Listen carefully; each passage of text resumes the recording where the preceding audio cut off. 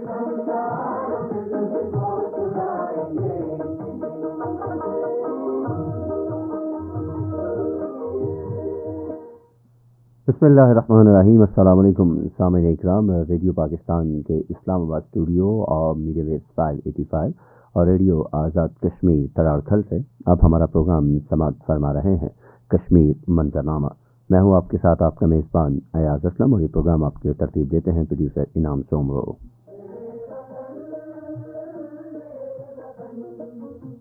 सामने मुकरम, हमारे प्रोग्राम के पहले हिस्से में आप मुख्तलिफ कश्मीरी ज़बानों में पहाड़ी, गोजरी और कश्मीरी ज़बान के अंदर हमारा जो प्रोग्राम है वो समाप्त कर चुके हैं और अभी इस प्रोग्राम के दूसरे हाफ के अंदर हम मकबूजा जम्मू और कश्मीर से मुताल्लिक़ जुड़ी अहम ख़बरें और उसके तज्ज़िये और तबसरे जो हैं वो आपकी समातों की नज़र करेंगे। आज सबसे पहले उन मौज़ूआत का खुलासा आपके साथ शेयर करते हैं जिन्हें हम प्रोग्राम में आज ज़ेर बहस लाएंगे।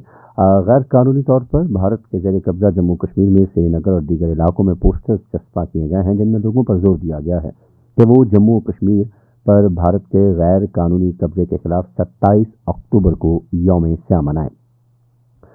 भारत ने 1947 में इसी दिन हमला करके कश्मीरी अवाम की मर्जी के बरखिलाफ जम्मू कश्मीर पर जो है वो कब्जा किया था। इसीलिए हुर्रियत क़यादत की जानिब से इस दिन को यौम स्याह के तौर पर मनाने के हवाले से जो है वो अनाउंसमेंट जो है वो ऐलान किया गया है और तमाम जो कश्मीरी हैं, दुनिया भर में बसने वाले कश्मीरी हैं, उनसे भी ये कहा गया है कि इस दिन को यौम स्याह के तौर पर मनाएं। इसके साथ साथ कुल जमाती हुर्रियत कॉन्फ्रेंस के सीनियर रहनुमा और Jammu Kashmir democratic freedom party के चेयरमैन शबीर अहमद शाह ने आलमी बरादरी से अपील की है कि वो मोदी की ज़ेर क़यादत भारतीय हुकूमत को कश्मीरियों की सरजमीन, शनाख्त और सालमियत पर डाका डालने से रोकने के लिए मदाखलत करे। साथ ही साथ हम बात करेंगे अमन और मजहबी हम-आहंगी के लिए सरगर्म बैनुल-अक़वामी तंजीम जो है institute of peace and development के सदर डॉक्टर सरदार मोहम्मद ताहिर तबस्सुम के बयान के, जिन्होंने कहा है कि क़िबला अव्वल मस्जिद अक़सा के तहफ़्फ़ुज़ और मशरिक़ वस्ता, जनूबी एशिया और पूरी दुनिया में अमन के लिए फ़लस्तीनी और कश्मीरी अवाम के हुकूक़ का तहफ़्फ़ुज़ जो है वो इंतहाई ज़रूरी है। और प्रोग्राम के आखिर में हम बात करेंगे अखंड भारत के दावेदार बीजेपी की भारतीय हुकूमत अब अपना हिंदुत्व नज़रिया जो है वो हमसाया नेपाल तक, जो कि एक सेकुलर मुल्क है, वो फैलाने की हर मुमकिन कोशिश जो है वो कर रही है और मोदी हुकूमत के इन्हीं हथकंडों के हवाले से प्रोग्राम के अंदर हम गुफ्तगू करेंगे। प्रोग्राम का आगाज़ करेंगे और प्रोग्राम के आगाज़ में जो सबसे पहला मौजू जिस पर आज हम गुफ्तगू करेंगे, आपको बताएं कि 27 अक्टूबर कश्मीरियों के लिए एक इंतहाई अहम दिन कि इस दिन यानी कि 27 अक्टूबर 1947 को हमने देखा कि कश्मीर के लोगों पर एक शबखून जो है वो मारा गया दरिंदा सिफ्त भारतीय हुकूमत और उस वक्त की जो भारतीय फोर्सेस हैं उनकी जानिब से, जो कि आज तक कायम है। इसी दिन के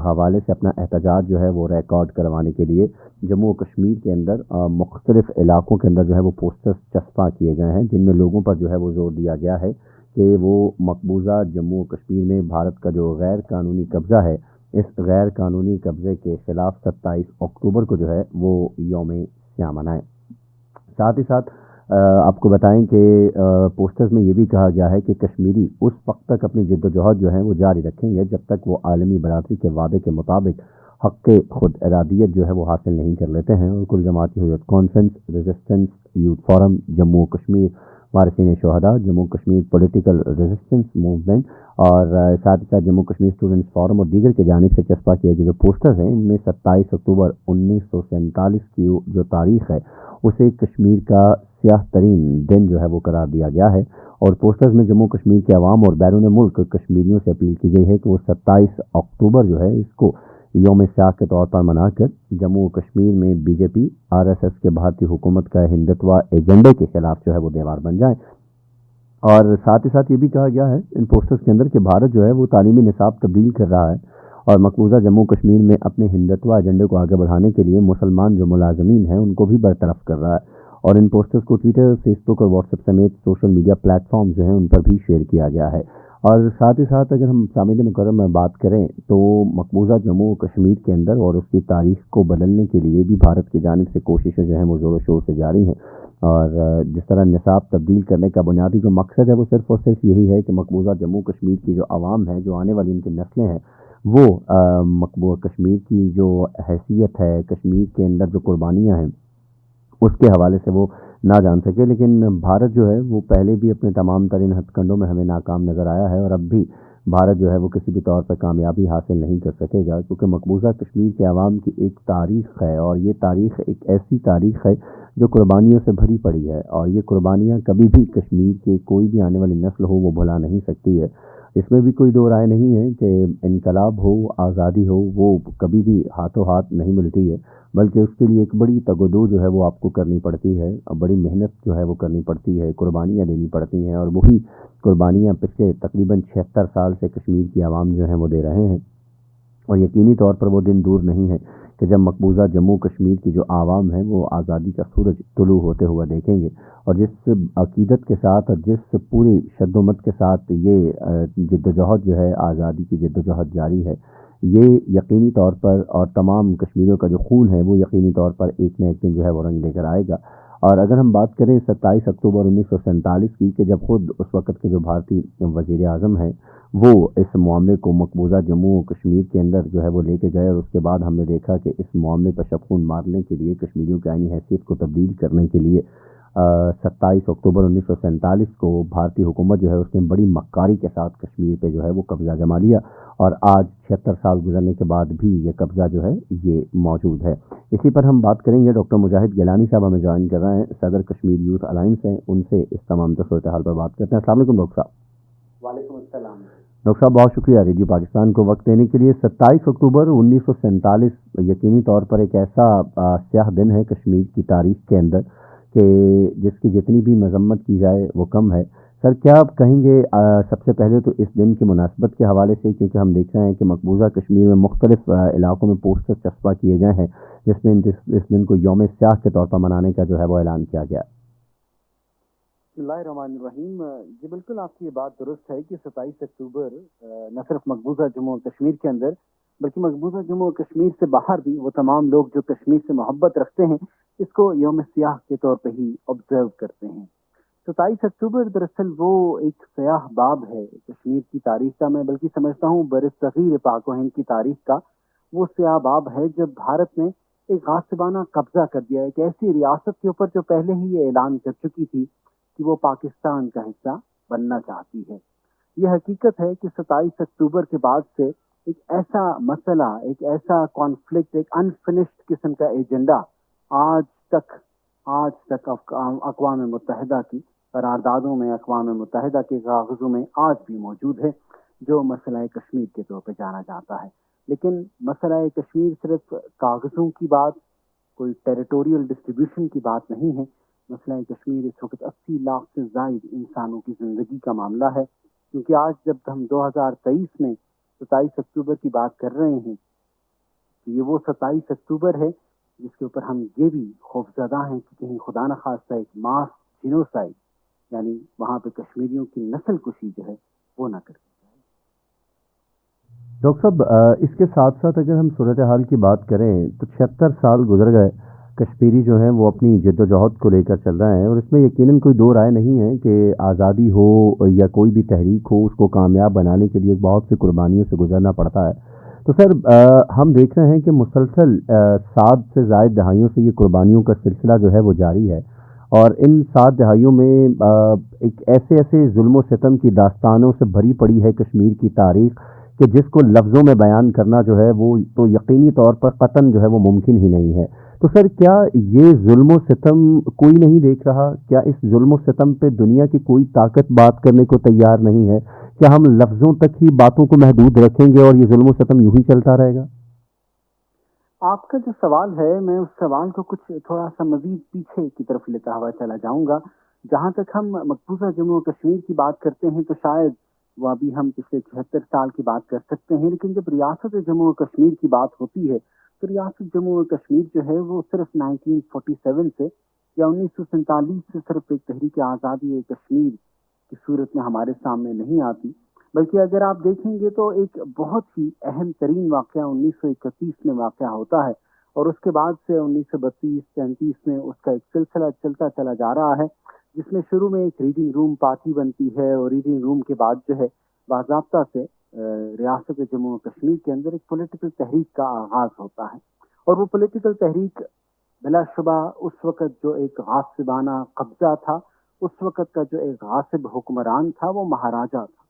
اور اس مہاراجا کے خلاف بالخصوص جو کشمیری مسلمان تھے وہ اٹھ کھڑے ہوئے. تو یہ بھی حقیقت ہے کہ جہاں تک کشمیری مسلمانوں کی جدوجہد کی بات ہے وہ صرف 1947 سے ڈیٹ نہیں کرتی، بلکہ اس سے بھی کہیں پہلے ہماری جدوجہد، ہماری قربانیاں، بلکہ کہا دیا جاتا ہے کہ 1800 کی بات ہے جب ریاست پنچ میں یا وادی پنچ میں جو ہے پہلی دفعہ مسلمان نہ صرف اٹھ کھڑے ہوئے تھے بلکہ اس کے جواب میں مہاراجا نے ان کی کھالیں تک کھنچوا لی تھی.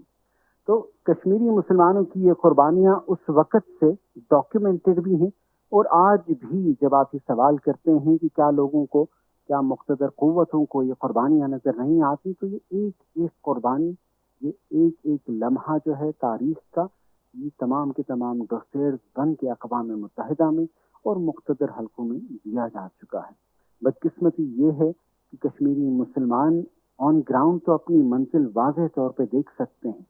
لیکن جو موورز اینڈ شیکرز دنیا کے ہیں ان کو ہلانے کے لیے، ان کے ضمیر کو جگانے کے لیے شاید صرف یہ جانیں کافی نہیں. سر، اس کے ساتھ ساتھ یہ بھی فرما دیجیے گا کہ مقبوضہ جموں کشمیر کے اندر حریت قیادت جس طریقے سے اس تمام تر لے کر چل رہی ہے اس جد و جہد آزادی کو، کئی ہمارے رہنما ایسے ہیں جو کہ درندہ صرف بھارتی حکومت کی قید میں یہ نظر بندی کے دوران جو ہے وہ جام شہادت نوش کر گئے، لیکن ان کے جو جذبہ استقلال ہے اس میں ہم نے کسی قسم کی لغزش نہیں دیکھی، کسی قسم کی تھر تھراہٹ نہیں دیکھی. وہ جس بھی حال میں رہے انہوں نے اللہ کا شکر ادا کیا اور انہوں نے اس جذبے کو ماند نہیں پڑنے دیا. کیا اب جو موجودہ قیادت ہے سر، اور ہماری خاص طور پر جو نوجوان جنریشن ہے کشمیر کی، اس کو آپ کس طرح سے دیکھ رہے ہیں کہ کیا بھارت اپنی اس درندہ سرکشی کی وجہ سے آپ کو لگتا ہے کہ وہ ان کے جذبے کو ماند کرنے میں کامیاب ہوگا؟ میں کچھ الفاظ، کچھ جملے ہیں، ٹوٹے پھوٹے سے جملے ہیں لیکن جذبات سے بھرے ہوئے ہیں. تمہاری جمہوریت کا جنازہ نکل رہا ہے، یہ قائد تحریک سید علی گیلانی شہید کے الفاظ تھے. بالکل اسی طرح کچھ الفاظ تھے اشرف خان صحرائی کے کہ خاتمہ بالخیر ہونا تھا. یہ ہمارے وہ عظیم رہنما ہیں جنہیں بھارت نے سید علی گیلانی شہید کو نظر بند رکھتے ہوئے اور اشرف خان صحرائی کو جموں کی جیل میں وہیں پر کسٹوڈیل کلنگ کا نشانہ بناتے ہوئے، یہ وہ الفاظ ہیں جو ہمارے قائد دین نے ادا کیے تھے. بالکل جس طرح آپ کہتے رہیں کہ آپ کے سوال میں بھی یہ جواب تھا کہ ہمارے قائدین جو ہیں وہ صبر و شکر کا مظاہرہ کرتے رہے ہیں. یہ تو وہ ہیں جو جام شہادت نوش کر گئے، اور ابھی بھی ہم دیکھتے ہیں کہ وہاں پہ بالخصوص نیو دہلی کی تہاڑ جیل میں جو ہمارے حریت قائدین مقید ہیں وہ بھی کسی صورت نہ بکے ہیں، نہ جھکے ہیں، اور نہ ہی کسی قسم کی انہوں نے لغزش جو ہے وہ دنیا کے سامنے آنے دی ہے. اس وقت کا جو نوجوان ہے وہ انہی کو پھر اپنا رول ماڈل بناتا ہے. اسے یہ نظر آتا ہے کہ اگر یہ بزرگان،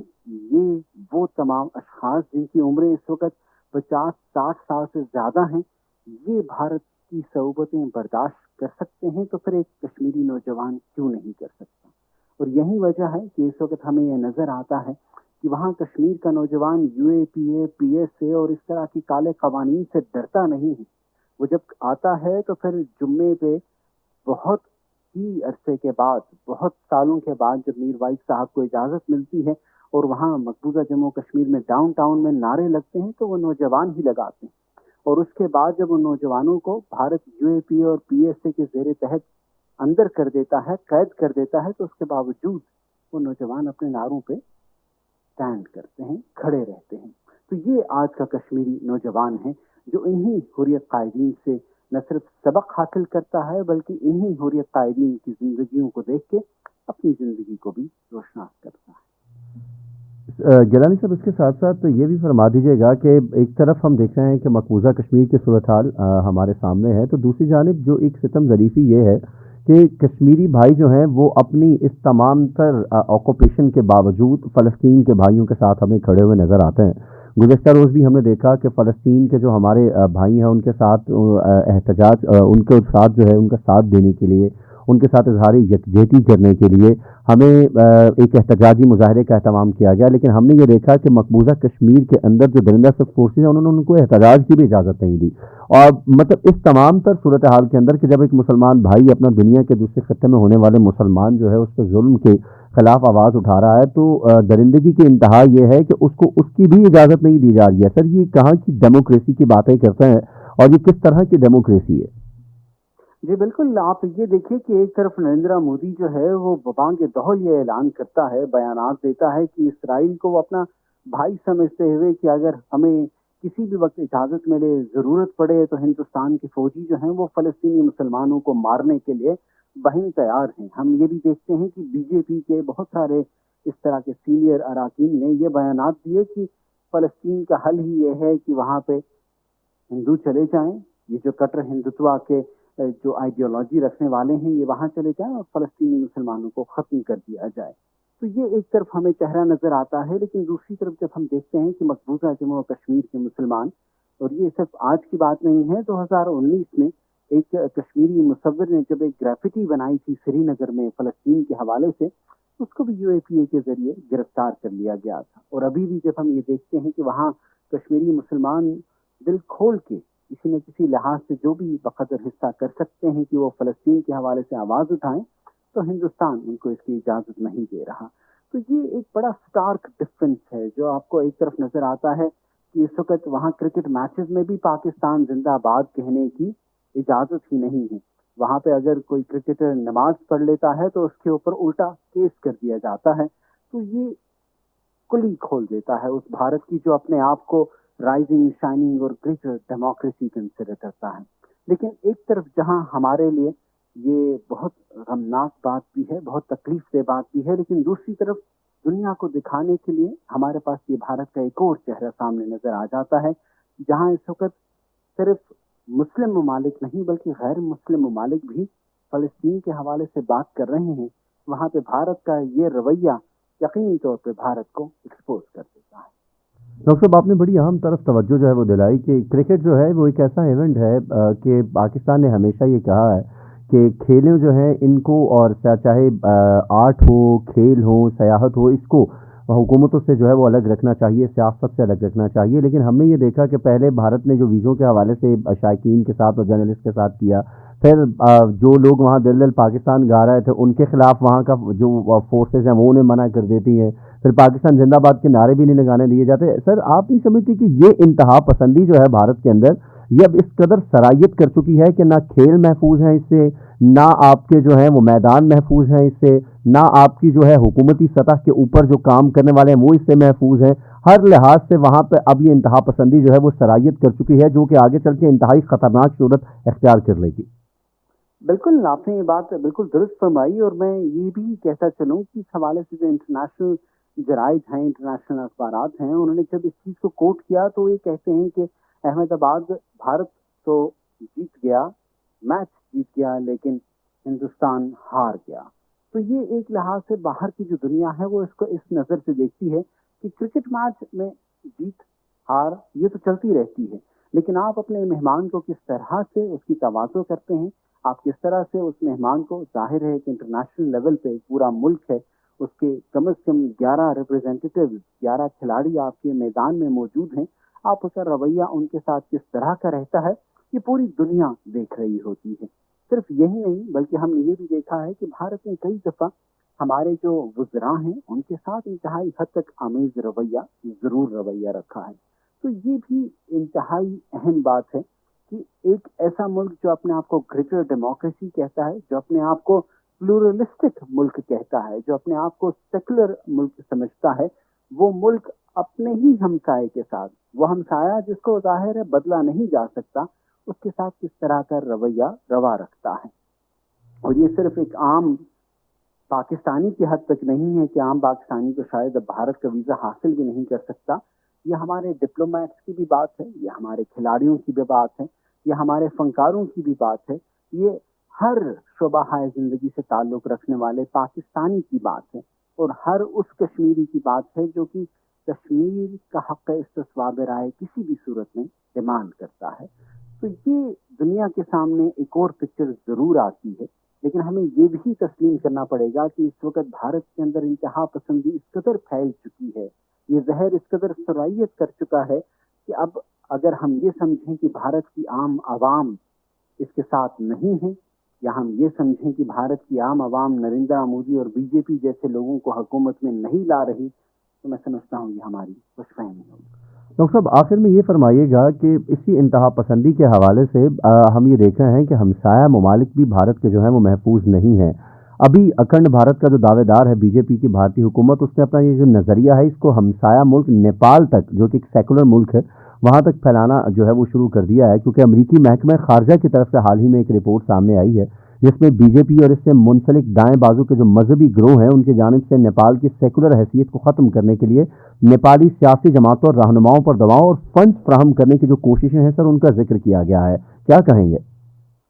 देखिए, ये सिर्फ सियासत की हद तक नहीं है, ये बात बिल्कुल सच है कि भारत जो है वो बार बार जहां अखंड भारत, अखंड हिंदुस्तान की बात करता है तो वो कहीं ना कहीं अपने आवाम को दिखाने के लिए इसके हवाले से स्टेप्स भी उठाता है। आप अभी देख लीजिए कि भारत में चूंकि अब इलेक्शन होने वाले हैं तो उनको किसी न किसी किस्म की दुगदुगी जरूर हाथ में चाहिए, और वह आवाम को दिखाने के लिए कहीं पे सर्जिकल स्ट्राइक्स की बात करते हैं, कहीं पे ये बात करते हैं कि हाँ बिल्कुल फौजें भी तैयार हैं, कहीं पे ये बात करते हैं कि हमने पाकिस्तान के अंदर घुस के जो है पाकिस्तान के लोगों को नुकसान पहुंचाया है, उन लोगों को नुकसान पहुंचाया है जो कश्मीर से मोहब्बत रखते हैं। लेकिन हकीकत यह है इस वक्त कि भारत की ये तमाम तर कार्रवाइयाँ, भारत के ये तमाम तर स्टेप्स